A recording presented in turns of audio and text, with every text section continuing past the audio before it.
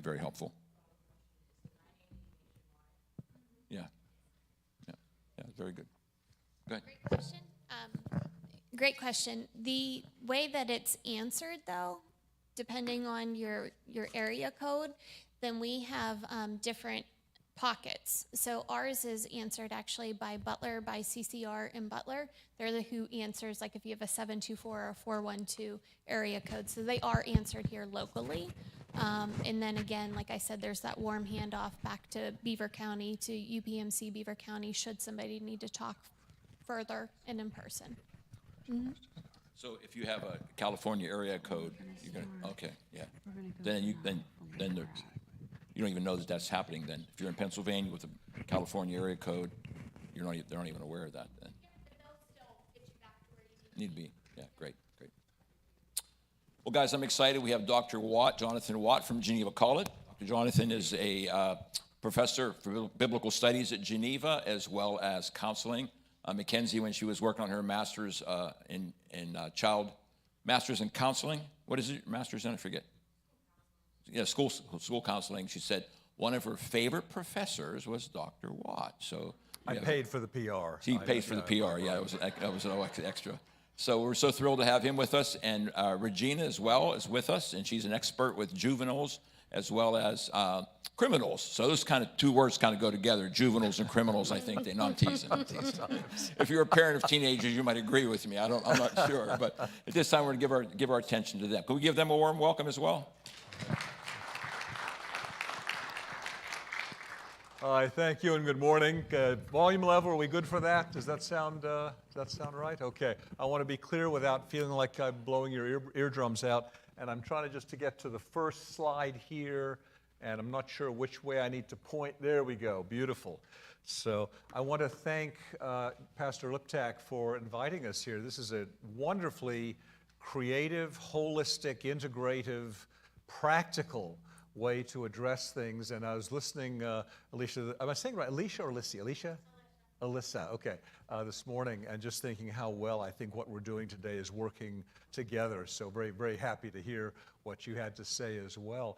Very, very briefly, without long introduction, the way I got into some of the things that we're doing today was in what I sometimes call the back door, or I fell back into it. Though I have been a pastor and to some degree pastoral counselor for nearly 45 years at this point. I know you're thinking, how can someone so young be in it for so long? But there we are. I'm not just a pretty face. I want you to know that. The way I fell back into it is actually moving to Beaver County 32 years ago, pastoring a church, one of a couple I've pastored in the area, and very suddenly, within months of my arrival, quite literally began, not because I sought to begin, but because people were bringing to me in surprisingly large numbers a whole range of what we'll broadly call, in some cases, mental illnesses, and in others, I'll just say broadly, the way most of them would just say, I'm depressed or I have anxiety. Those two things were sort of the big ones. And I was barely prepared to deal with it. The good news is I had an open mind and a heart for people. That's the way it ought to be, right? But I realized I had an awful lot of learning and preparation to do, and so I was doing it in response to a crushing need that just sort of fell into my lap. And that was the beginning of a number of things that will eventually lead to where we are today. So thinking of helping ourselves through the difficulties of life, we'll simply acknowledge this morning in our part here, attending to ourselves is a crucial part not only of well-being for our own lives, which is valuable in and of itself, but also is very important for being able to begin to even hope to do something to help others, and that's the next part we'll be doing a little bit later today. Very, very important part. So we want to say basically that we're looking at, we always have to be selective. Okay, somehow, I know I'm not pointing to exactly the right Is there a trick to where I point this, or maybe a little bit further over here? Ah, there we go. Thank you. That's I'll be pointing to you, sir, in the white shirt. You've got the target here. Good to know. Just a few thoughts on where we're going, for these hours ahead. I definitely want to agree. We're looking at something holistic. It takes a village to raise a child. It takes a village to be well and to enjoy some of the good things we have here. We're hoping to open up in our presentation in what we call Atara Group International, which is a resource set of things. Briefly, I'll leave it at that for now. Strategies for helping yourself and resources that we want to open up that will round out this picture. And we'll certainly point to some very particular takeaways that we hope will be of benefit to you, as of course is the pattern clearly already established this morning. So let's talk just a few minutes about this idea of holism. We are not just, I thought you were the target. It's a moving target here. There we go. All right. We are not just looking at one aspect of being human, but think about it. To be human is to be in the image of God, not equal to God, not possessing all the characteristics of God, but enjoying a number of what we would call, some have called the communicable attributes. There are some attributes of God we get to share as human beings in at least a degree or a small amount. And that's a very positive statement in a world at this time which is unfortunately polarizing, differentiating. There's places for differences, of course, but our world and our society is often emphasizing what makes people different, and that in and of itself is okay. But my question is, what makes us common, all right, what do we have in common no matter who we are if we're human beings, and what is in that commonness, all right? And to be in that commonness, and there's no particular order we've put these in, so just take them as a moving circle of things that are working together. We are absolutely, we'll start with the psychological beings that have interactions with the people in the world around us and reactions, right, to those experiences. So some things we react to with absolute joy. I got a video yesterday of my 5-year-old grandson finding a giant toad, and the thrill on his face was just enormous, all right? Okay, not my thrill particularly, but that's his. There's a psychological reaction, or something unpleasant and not good, and we react negatively. We are social creatures. Then, of course, the two work very much together. We're always people with people. We are certainly biological. I don't think that needs to be argued. I'm just going to take it that we all agree with this. We are spiritual, right? And how do you describe the relationship of spirit to body? I'm not sure, actually. And I think the Bible is actually using a whole variety of terms that get at this from different angles to say, there's a lot we understand about being human, and there's a lot we don't yet understand, and we have exploration to do. By the way, I believe, just quick aside here, and I think this is shared with this church here, I believe that exploration is through the understanding of the Scriptures and our understanding of the world, and sometimes they collide, or sometimes they seem to collide. However, maybe sometimes they work together better than we might have imagined. So I'll just put that out there, but I'm going to keep moving here. We are certainly cultural creatures. We are creatures of habit, and we take a set of assumptions about the way things should be done. Some time ago, I gave a paper I was writing for a conference to a friend from West Africa, and I said, would you look over this since I'm making cultural statements? Tell me what you think. And he came back with a broad smile, and he said, if I didn't know who wrote this paper, I would know it was a white man. Okay, guilty as charged. And he couldn't quite put his finger on it, but he could just tell the cultural impact in terms of the way I was studying the particular thing I was studying. Race is a helpful tool, but not a perfect tool. It has things that help us get at what makes for patterns, but it has some real shortcomings too. But we use it, all of us use it, I think, because it gets at some of those. And our class and income and where we have come from is part of what makes us what we are. Mental health has to somehow be aware of all of these things, including our sexuality, our men and women different in many ways. Oh my goodness, yes. Do I need to convince anybody of this? I didn't think so. Okay, but are we totally different? The answer is no. We have an awful lot in common biologically as well as psychologically. So real differences that are sometimes quite potent, but also they're not total differences. And so being aware of people in their situations, which then also sometimes mean in addressing holism, we have to be aware of the need for advocacy and the need for being just and appropriate to a person in context, not just as an individual. We are individuals, but not just as that, but in context.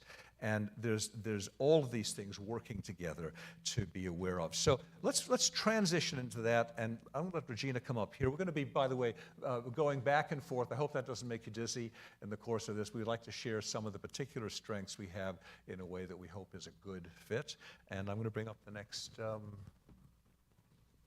don't move, sir. There we go. I'm still not 6. Okay, thank you. Very good.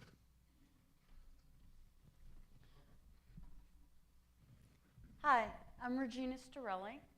I am a pastor and I am also a clinical mental health counselor.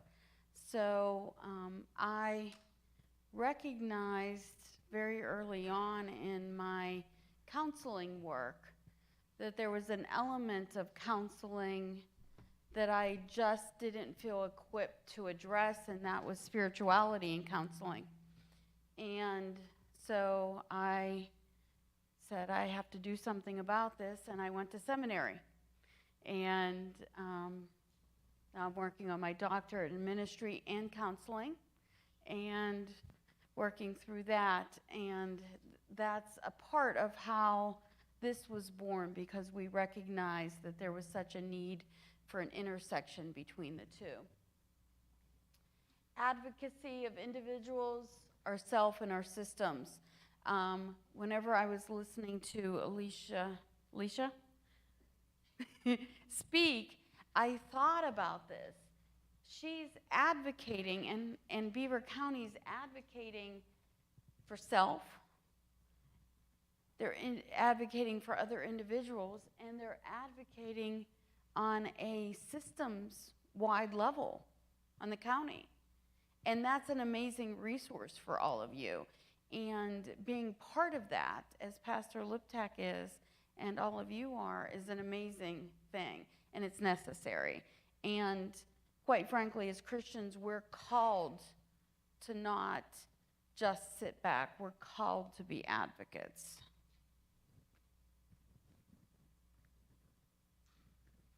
Let's talk about the components of what makes up our mental health. I always ask, who likes pie? Come on, more of you like pie than that, right? Okay, what kind of pie do you like? Okay. Okay, are you one piece of the pie? You're the whole pie, right? So when you think about all of these factors that Jonathan has talked about, think about it as different pieces of the pie. You're the whole pie. So you're all these pieces together. And so we can't separate out our mental health and say, it's over here and that's this one little sliver. Or we can't say our spirituality, that's the after dessert snack or whatever, the midnight snack, or maybe our physical well-being, that's lunch. That's not the way this works. We're all of these things fit in conjunction with each other. So the psychological, think about anxiety, depression. Here's one that people don't talk about very often is dysthymia, where it's not just a depressive episode, but we have this long-term sort of sadness. We don't find joy anymore. Grief. We've all experienced loss and grief, haven't we? PTSD, trauma. There's a direct correlation between childhood trauma and the experience of childhood trauma and suicide risk.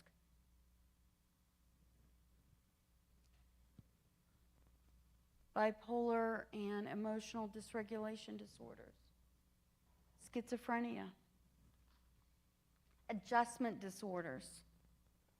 Whenever I was in school, we looked at all of these diagnoses, and I said, when are we going to get to adjustment disorders?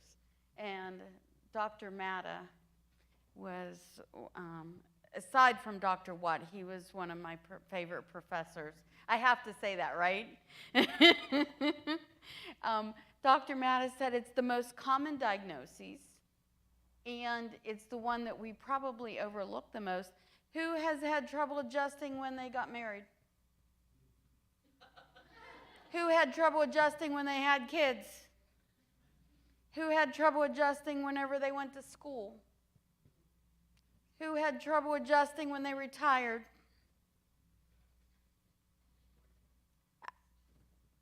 How about when you became grandparents?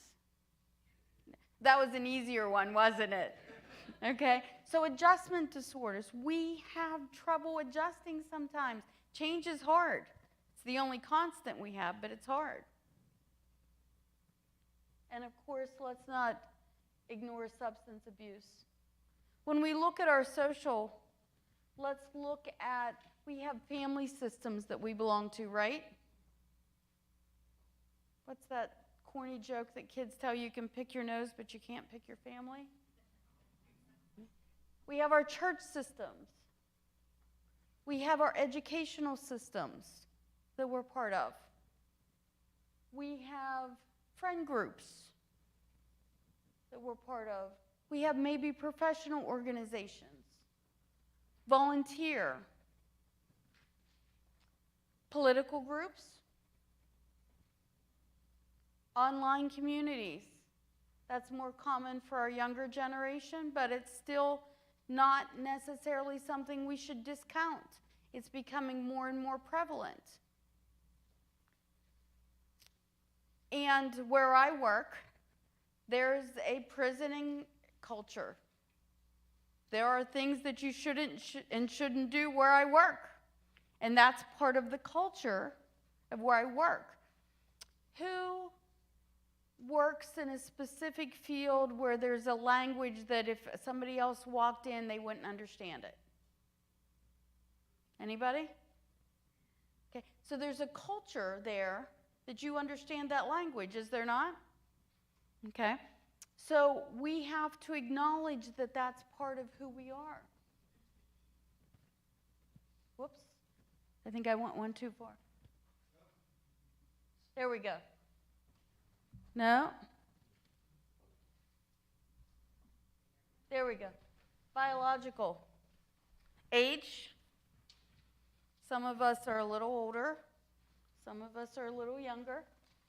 Our physical health. How well do we get around? Whether we have a short-term illness.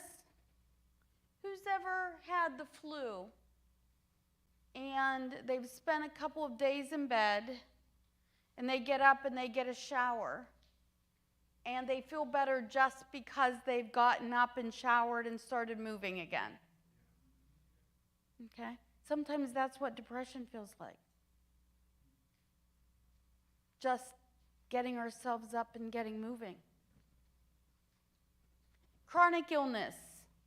I've had lots of clients over the years who have had chronic illnesses that impacts their mental health as they're going through cancer treatments, as they're going through surgeries, as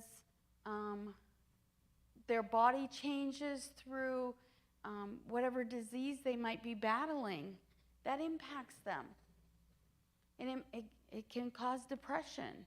It can lead to a loss of energy. And so once again, all of these things work together. Diabetes, how well we get around. I have a current client who suffered an accident and he's an amputee. And so now there's the trauma of that and the depression, and it's very intertwined. Medications, okay?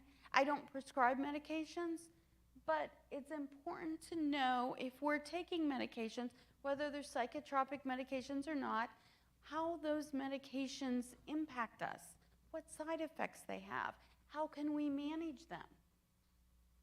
Are there alternatives if we don't want to be on them? Sometimes we need to be on them. Okay? And so those are important things to think about in your mental health. If I have seizures, and I know that my seizure medicine makes me a little spacey, I have to allow myself some extra time to process. If I'm getting older and I know that my memory is, I resemble this comment a little bit, if my memory is a little bit lacking, then I develop some coping skills to help with that memory loss. Not Dr. Watt, though. He's much younger than I am. Okay? How about our sleep patterns? Who has trouble falling asleep at night? Who wakes up in the middle of the night? Who wakes up before the alarm goes off still tired? So we just described early insomnia, middle insomnia, and late insomnia. Did you know that a lack of sleep or a change in sleep patterns up to 2 months can indicate a depressive episode coming on? Did you know that a lack of sleep can seriously increase our anxiety? Did you know that a lack of sleep consistency has the same impact on us as drinking alcohol? So we don't make, who's ever made a good decision whenever they were drinking heavily? Not me. Okay? So when we are tired, when we're not sleeping well, how well do you think we're making good decisions? How well do you think it's impacting our mental health, our ability to cope?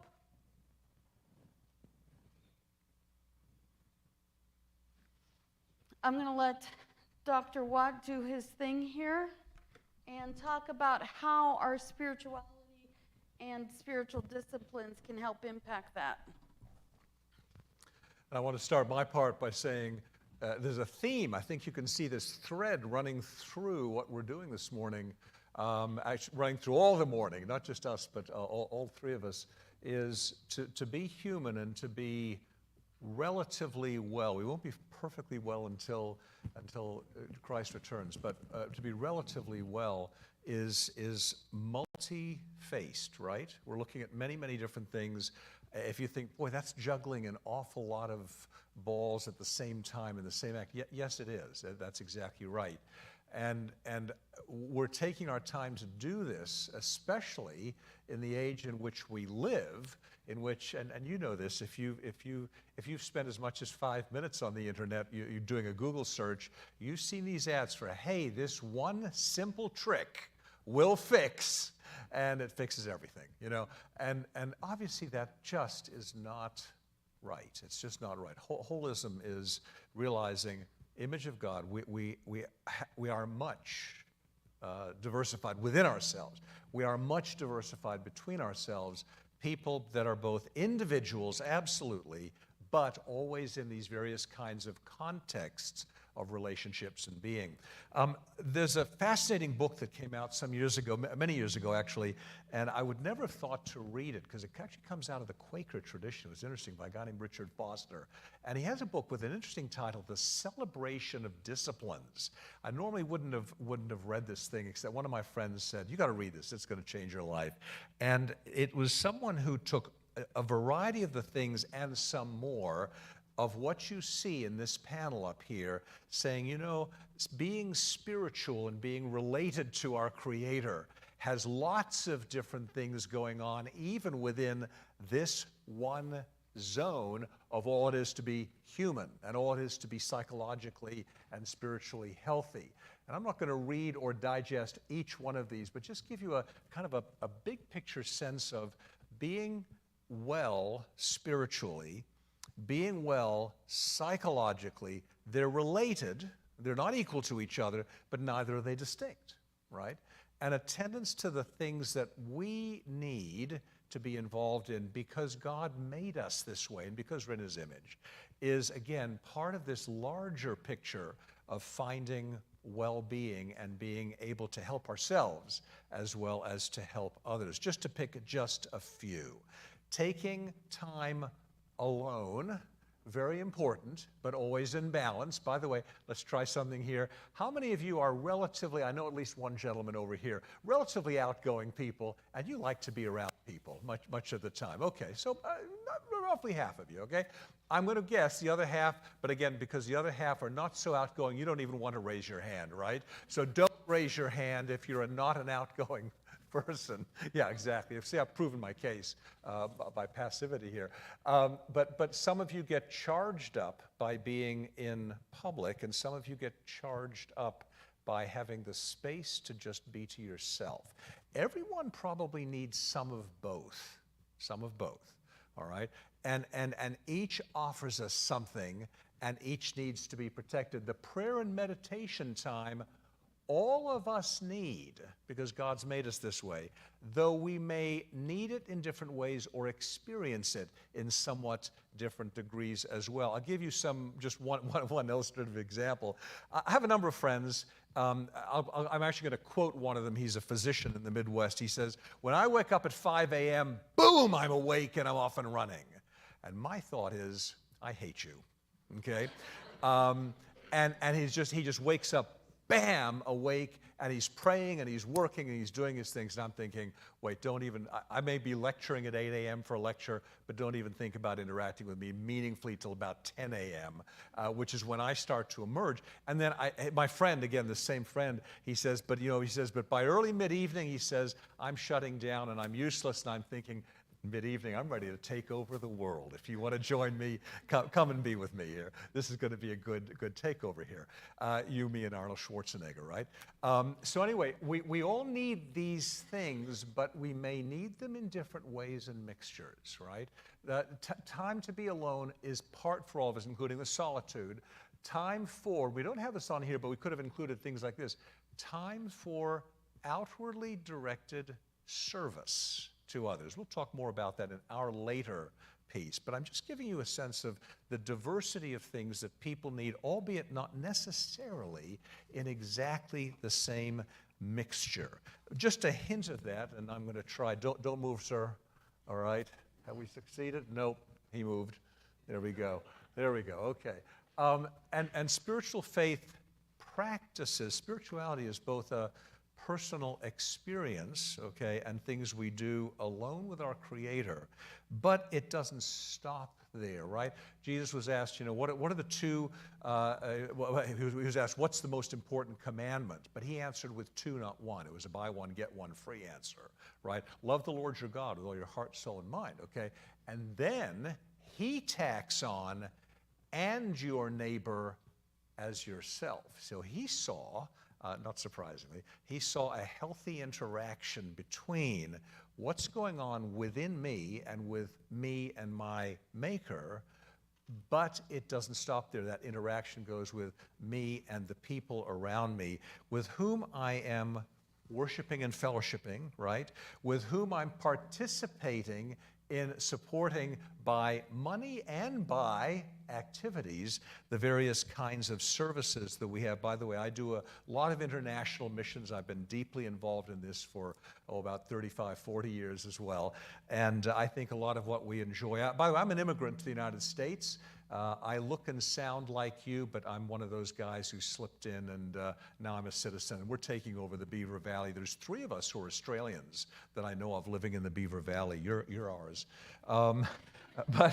But I feel the privilege of enjoying what America has to offer, even people like me who came here, is something ought to be shared locally and at a distance, again, in different mixtures and amounts for each person. So It takes a village to raise a child, as we say, and it takes a village to be all that we are. And something of mental health is always linking with these kinds of experiences. And I'm hoping, just like I said, our key piece of our goal in this session this morning is to think broadly, think wildly and widely, think holistically, think of all that you are. And maybe you can ask yourself this thing, am I sometimes attending to part of what makes me what I am and maybe neglecting other things, right? Because this balance of attention, you know, life is a balancing act in many ways. It really is. Life is a balancing act. One of the many hints of that is what I've already quoted from Jesus, namely, loving God is critical. That's the first. But the second goes with it. By the way, you realize the 10 Commandments. The first 4 are about loving God. The next 6 are about loving neighbors. And really, the last of those 6 has a kind of a taking it all in, right? How do I perceive the things others have that maybe I don't have, and how do I find a balance in there? So that is sort of this thing that we're dealing with.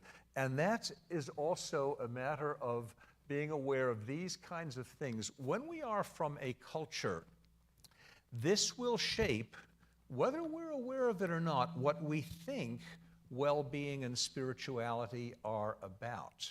And so I'm going to more poke with a few questions and reflections rather than dictate here. But your family of origin, whether you're conscious of it or not, and you probably are, your family of origin is a very powerful shaper of expectations on yourself. We hope in good ways, but sometimes it isn't, right? By the way, most of us know the name C.S. Lewis, right? Favorite read for so many of us. C.S. Lewis once said, "Some mothers grow up to break their mother's heart because they rise above the family ethic." Right? And you hate to say it, but sometimes he's exactly on track here. Your family of origin, by the way, when I moved from my previous years to here were Boston. 6 years in Boston, I noticed something almost instantly when I came to Beaver County, okay? By the way, there's a good and a bad in here, all right? In Boston, go to the mall, get whatever you're going to get. This is before the days of internet purchasing and so forth. And I noticed something coming to the Beaver Valley Mall. It was striking. It hit me instantly, in a good way, by the way. I was seeing for the first time 3 generations of people shopping together. You may not have even thought of that. Got a kid in a stroller, right? Mother or dad, who are probably in their, let's say, 20s, and the grandparents who are in their, 40s, 50s, whatever. Maybe you've never thought about this. This stands out screamingly differently than what's in Boston, okay? Now, there's some good about that. It means there's a potential set of healthy relationships that can enrich your life and help stabilize you, right?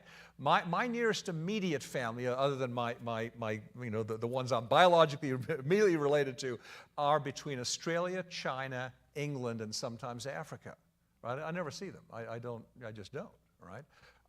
Whereas now, living in Beaver County with kids and grandkids, it's minutes from me to the next child's house. We become one of yuns. We really have. It's enjoyable.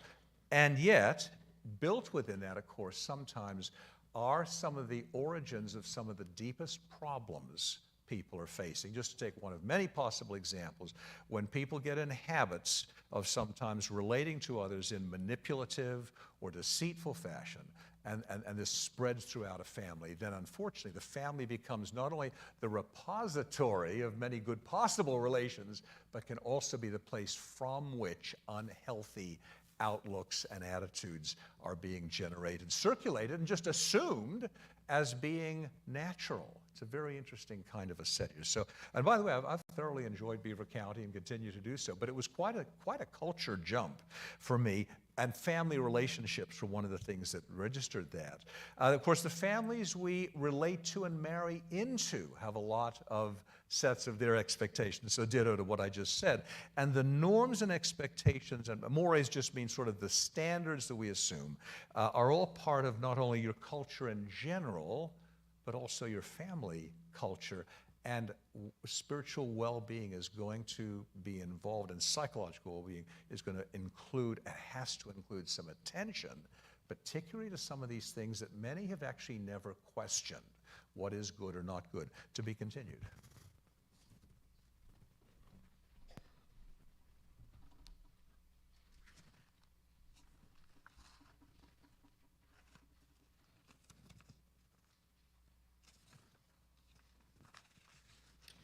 I wanted to go back for just 1 second and talk about spiritual disciplines in interaction with mental health. God tells us to pray when? Thank you. Are you calmer when you pray? Yes. When you reach out to God for help?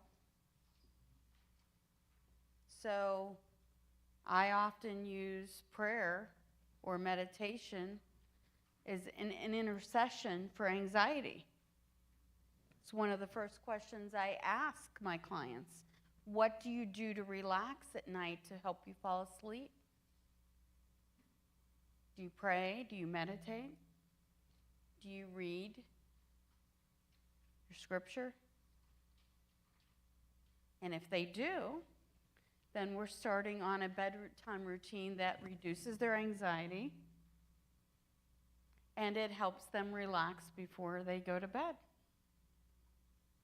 So we're starting on looking at how those things interact together. Okay. Race. I look around and I see people who look a lot like me, aside from Dr. Watt, who's a foreigner. We're letting him into Western Pennsylvania anyways. But my grandparents were immigrants as well. As my father often would say, they were straight off the boat. Who's heard that term before? Okay. How we interact with each other depends on whether we were straight off the boat, whether we've been here for generations. I am not from Beaver County, but I'm from Armstrong County. And Dr. Watt was visiting my son at the house that we have up there, and my son is the 5th generation to live in that home, on that property. And Jonathan said, "Who are those people over there?" I said, "Oh, they're the new people on the block. They moved here 28 years ago. They're getting used to the place." So we have these norms and these cultures and this sort of ingrained, but are we letting people in? Are we allowing for people right off the boat? My grandparents spoke broken English, and they came here and they made a way. Are we allowing others? Are we accounting for the trials and tribulations? I can't imagine how difficult it was for my grandfather to come and to work in the coal mines not speaking English. How he had to save money. And he went back to Sicily and he advertised for a wife and brought my grandmother to America too. Are we accounting for those things and allowing people to join us? Are we embracing them?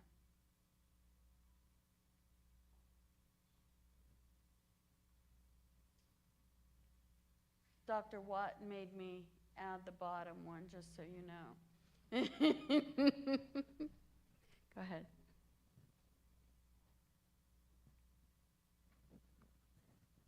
Our class, our income makes a difference in our mental health.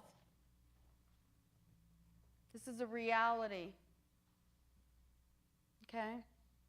If I have enough disposable income, I can buy services, right? If I'm willing to pay enough money, Some provider is going to be willing to meet with me.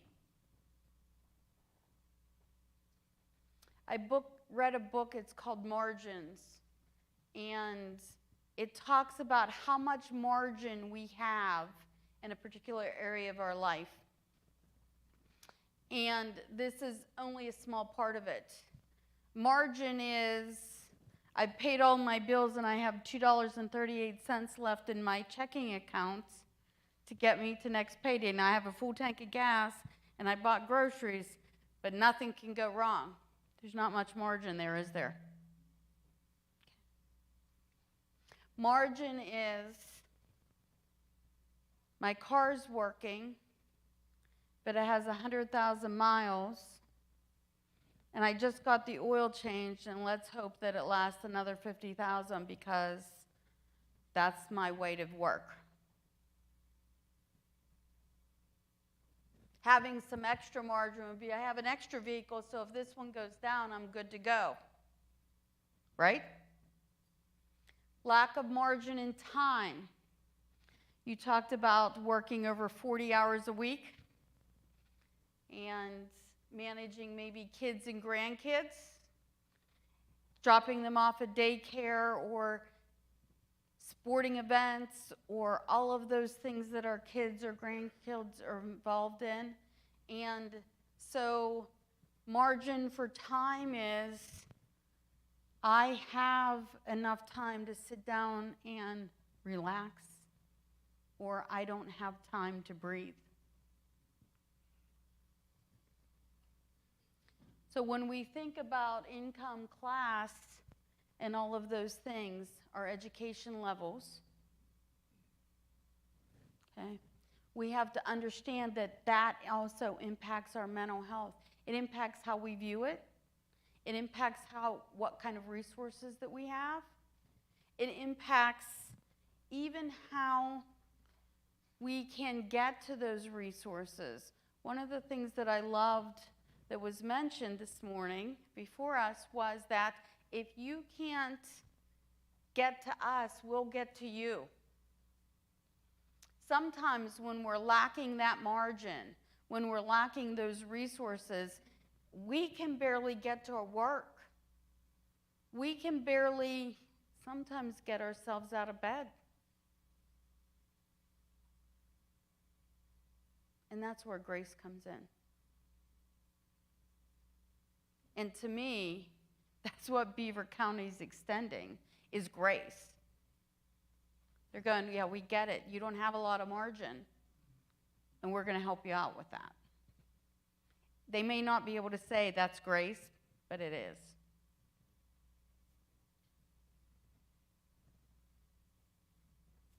Sexual health. I was a little nervous about putting this slide in here. We're in church, right? We don't talk about that, right? Sexual health within a marriage is a gift from God. Amen. Okay?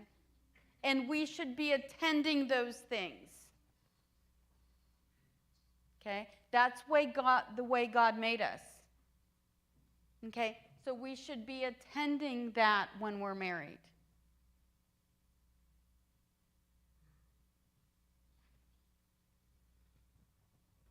Oftentimes, when we don't have good sexual health in our relationships, we end up in divorce. Or if we're never married yet and we're praying that God brings us that significant other. One of the largest unspoken about epidemics in this country today is the addiction to pornography.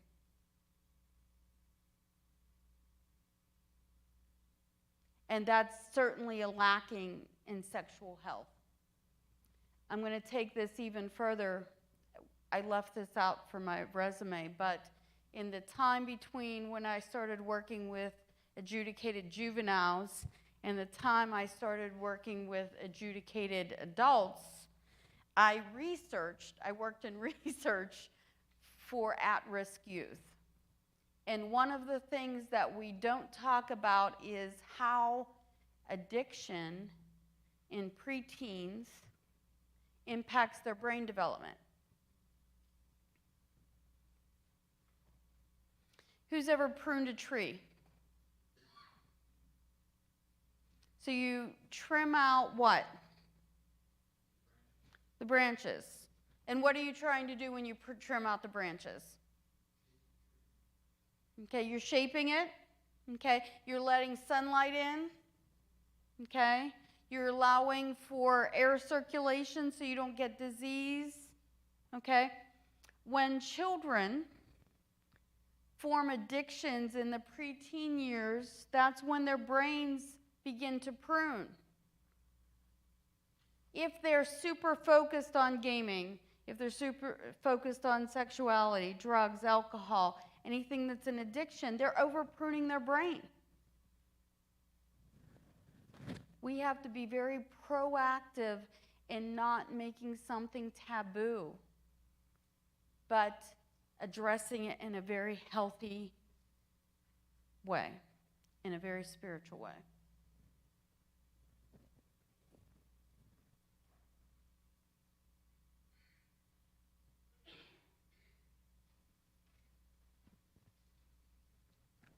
I think that Jonathan and I have talked and given you a little bit of a sample of what holistic mental health looks like. I didn't talk a lot about diagnoses. We just had one slide about them because I honestly don't care what your diagnoses are. I want to know how I can help you, or Jonathan can help you, or Beaver County can help you improve your symptoms. You're the whole pie, you're not a diagnosis. You're the whole pie, you're not just whatever is going on at that present time. And when we first help ourselves and recognize that who in here thinks that they're good enough, that they don't need any work, that they don't need any help, that there's nothing that they can improve upon, God's done with them. Anybody raising their hand for that one? I know I'm not. Okay? When we look at mental health, it doesn't have to be a diagnosis. It can be an overall, how can I improve how well I'm doing? How well I cope? How much margin I have? How well do I make decisions? What's my distress tolerance? When I look at those things, how well am I sleeping? Do I get road rage when I'm going down the road? I was cut off 3 times driving here, and I didn't lose my temper once. I was a little scared a couple of times, but God took care of me. But I did not. And sometimes that's an improvement, right? Recovery is sometimes incremental. Okay? How do you eat an elephant? Thank you. I use that one all the time. When we're talking about our mental health, we're improving it one aspect, one bite, one step at a time. Questions? Do we have more slides? I don't think we do.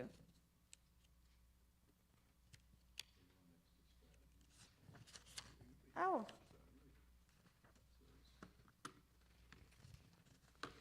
We have touched on these. Thank you.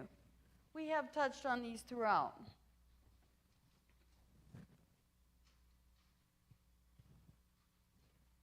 Thank you. Strategies to help yourself.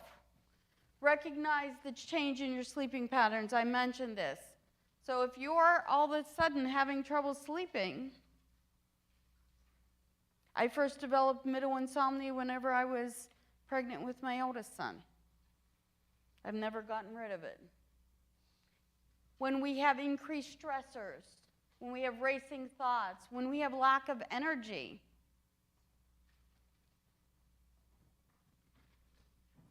in the middle of my master's degree at Geneva, I had had 3 operations in one semester. And I was physically better, but I just couldn't seem to get myself moving. I finally realized that being under anesthesia that many times in a short period had caused a low-grade depression, and I just had trouble getting myself going again. I was very grateful that my professors had given me some grace during that period of time. But literally it was developing some strategies to get myself up and moving to work through it at that point. We need to recognize what they were. And I didn't recognize them myself. One of my friends said, I think this is what's going on. Probably now that I'm more self-aware, I would. But that's our hope for all of you, is that we start to become more self-aware. So we can say, somebody doesn't point us out, we can go, oh, I think that's going on. Maybe I need to reach out. Maybe I need help. Maybe I need a coping strategy. Lack of joy, irritability, and here's the biggest one that scares me. When people lack hope.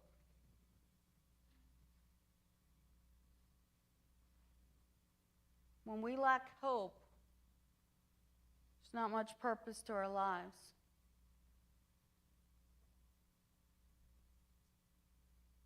Remember, God has a purpose for all of us.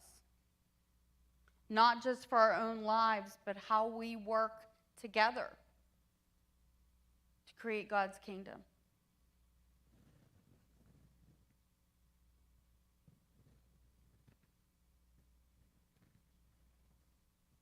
I feel like I can't even do this slide justice after Alicia's presentation this morning, because the resources that Beaver County have is tremendous.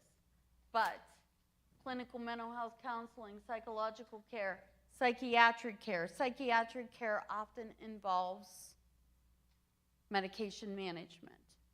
Okay? Pastoral care, life coach, career counseling, marriage and family therapy, social work. Okay, those are just a few just in the mental health realm.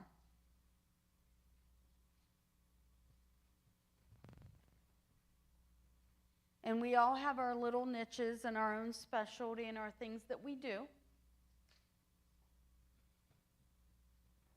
I did a practicum in a partial hospitalization for children, and although I love my children and my grandchildren, I am not a great child therapist, and it was the longest 9 weeks of my career. Not my spiritual gift. You give me murderers, rapists, and gang members, and I'm right at home. But not little kids that I have to get out on the floor and play with. We all have our gifts and how we fit into all of that. So not every therapist is going to be a good fit for you. It's okay to shop around. Who's ever asked for a second opinion for physical care? I don't like this doctor's bedside manner. I don't like their approach to this. Okay? It's okay to do that with therapy as well. I'm just not a good fit with this person. I'm not sure I'm comfortable with their viewpoints. I'm not sure. This gentleman that asked questions, he was very vocal, not necessarily in a bad way, but he was very vocal, as he should have been, about what he needed. I need somebody who's going to incorporate my own faith practices into my care. If that's what you need, then that's what you advocate for. Remember when we went back to the advocacy slide? There's nothing wrong with that. Find somebody who's a good fit for you. Find an organization that meets your needs.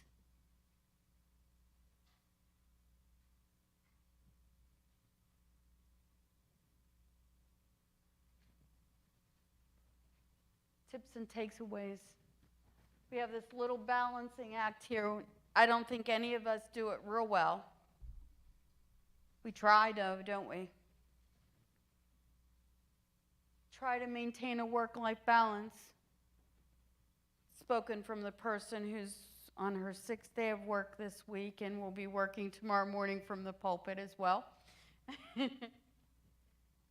While I'm in a doctorate program. Pay attention to the small changes. I'm really feeling down this week. Maybe I need a liturgical nap Sunday afternoon. They're the best, right?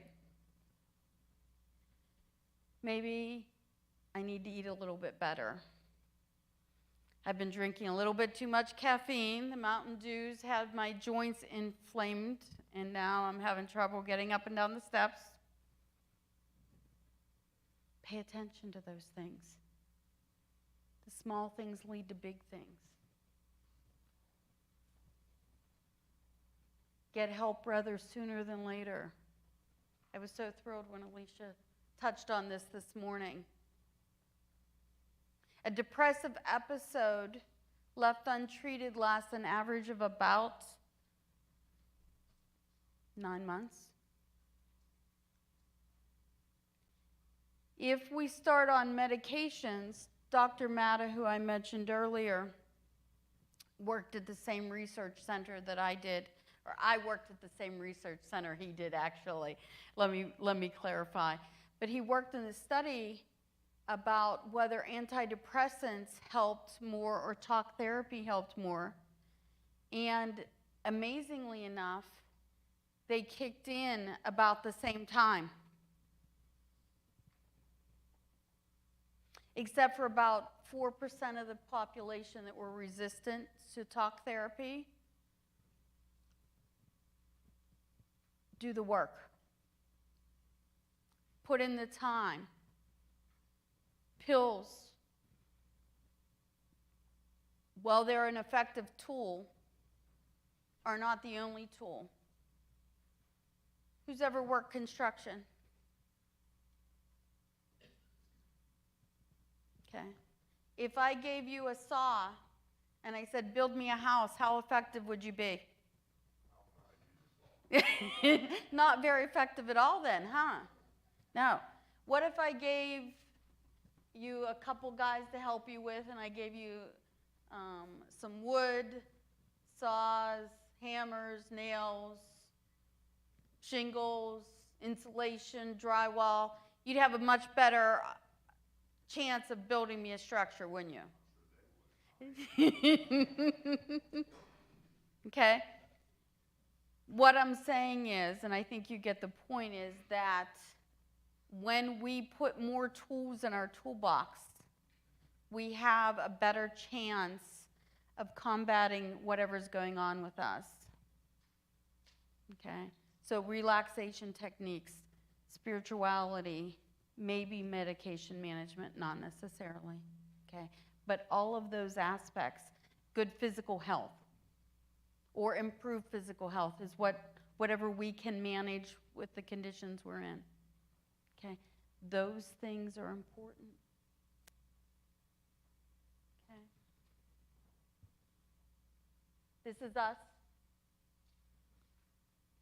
We formed Atara Group International after Dr. Watt and I were co-teaching a biblical counseling class in Africa, and we were overwhelmed by students asking us for help and churches asking us if we would come back and teach their leaders what we were teaching in the course. We'll make it back at some point, but we realized that it was the same thing that our peers were going through here with their churches and their congregations. They were just quieter about it.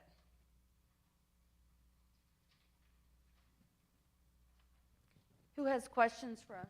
Go on.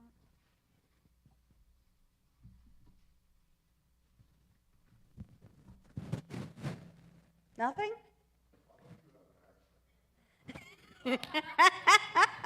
I'm being suppressed. I'll answer. Oh, I can put on the accent, mate? Is that better? Yeah, we can do it that way if you want. Yeah.